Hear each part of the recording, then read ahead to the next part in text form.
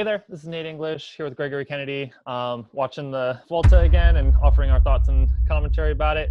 So today was one of two pretty epically long stages. Today and tomorrow were both over 200K, and we're in the final week, the final stretch. So I think we all know the big battle is between Roglic and Carapaz, with Hugh Carthy and Dan Martin right behind them, but probably not in contention for the overall win. They're fighting it out for third, it appears, but we'll know at the end of the week. Who knows what'll happen?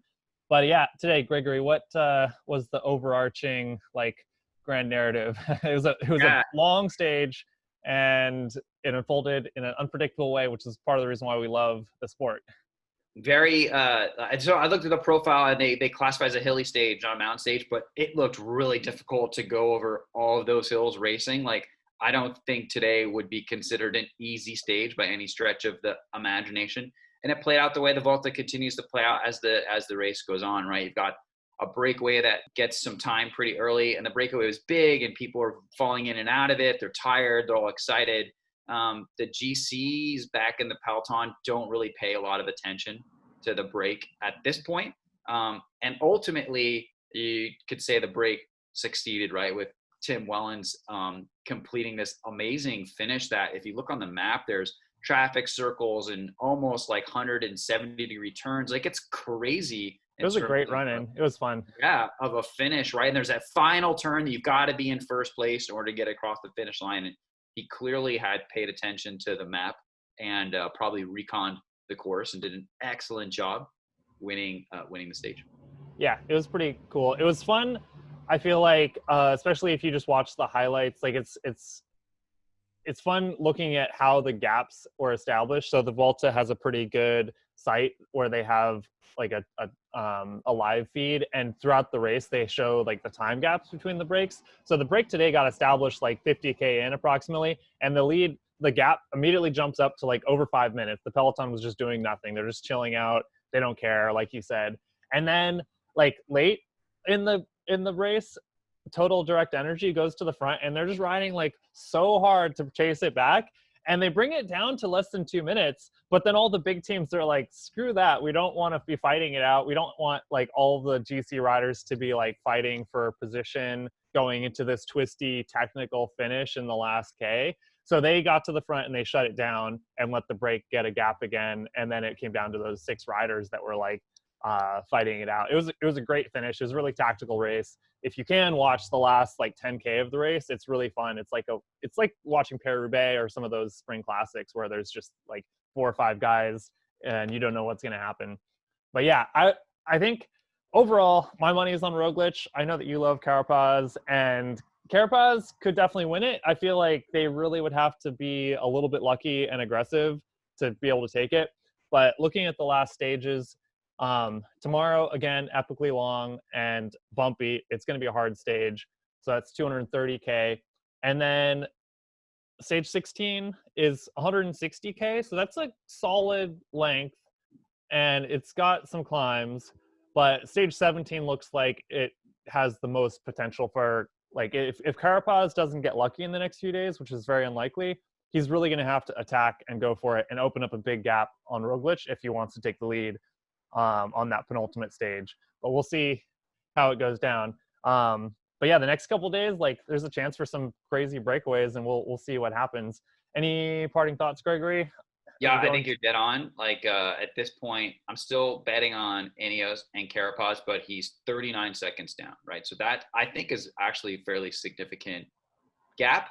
Jumbo has got a great team. Sepp Kuss and Roglic are going to just keep fighting, and they've done an awesome job.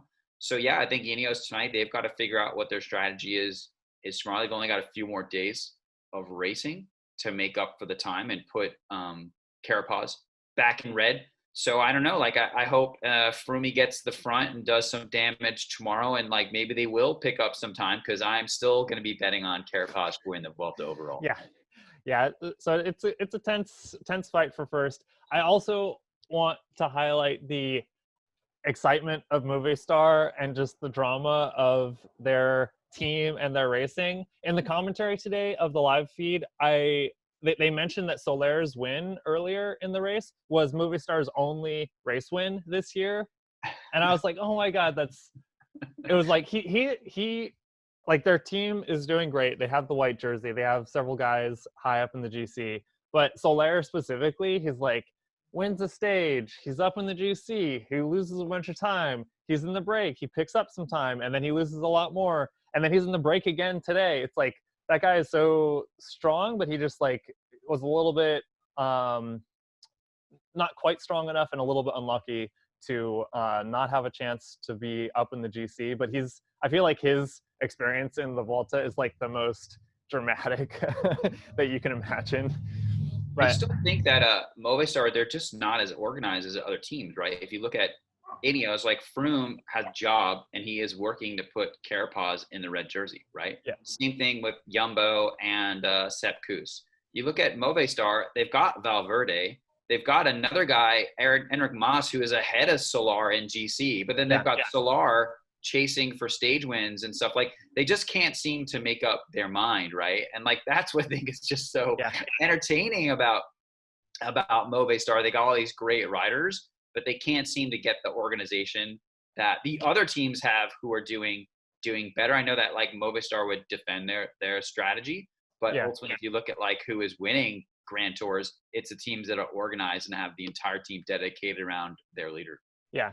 Enric Mas is having a great ride, though. He's a young kid. I could see him being up there on the podium or even winning a Grand Tour in the coming years. He's doing great in the white jersey. But yeah, they definitely don't have a shot at any win except for stage wins at this point. But yeah, there's a couple of riders like Enric Mas and Sepp Kuss who both look like they are really strong and they are potential Grand Tour winners, maybe even next year. Like is Sepp Kuss now out there looking for a team to like become the leader? Like I don't know, like it's possible. He's doing a great job too, and so if I was him, it's a big risk if he was to go and do that. And Mikel Landa, another Movistar rider who I love, famously like just didn't have what it takes to become a GC winner, but he at least like put it out there, went to Bahrain, Rita Wright, and like had a great run this year. And I love Mikel Landa, and I'd love to see him win. So it is a risk when you're in a great place, you're on a great team. They've got Roglic and like Sepp Kuss is working for him, but I do think he has what it takes, and I'd love to see him become the leader somewhere. Yeah, we'll see.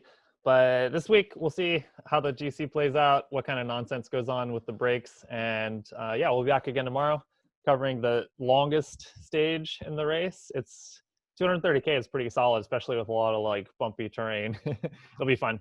Cool. I'll see you tomorrow. Hey, Nate.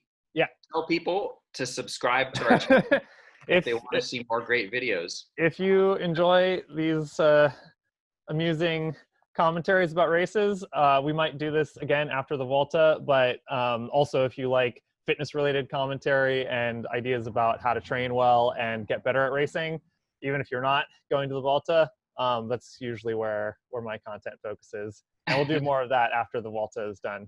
And if you leave funny comments, I'll be sure to read them and reply. So yeah, we'll both read and reply to those. It's fun. Okay, later.